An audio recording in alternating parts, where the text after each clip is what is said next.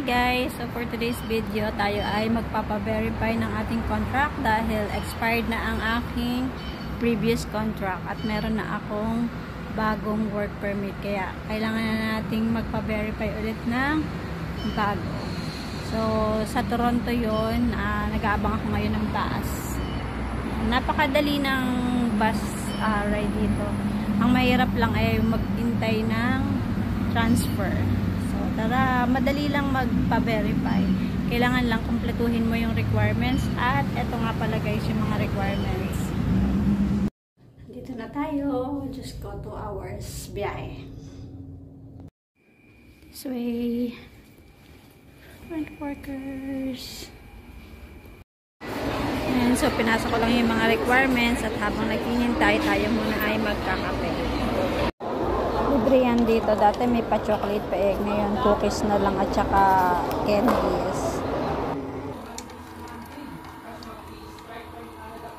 Kape po na habang naghihintay. So, mali pala yung sinend sa akin ng agent. Lamia yung sinend. Kailangan ko schedule 1. Buti na lang mabait yung amo ko. Hinanap niya agad at sinend via email and then sila na yung magpiprint. Yan, mababait sila dito. Ayun, at sila na nga nag-print ng schedule 1 ko. At, tada, after an hour, done na. Mabilis lang. So, nagbayad lang ako ng $11.50 para sa verification fees. And then, $32 para sa OWA membership. Yan. Yun lang yung binayaran. Wala nang iba. Yan. Madali lang dito sa 160 Eglinton Place. If may tanong kayo regarding contract verification, comment down lang kayo below.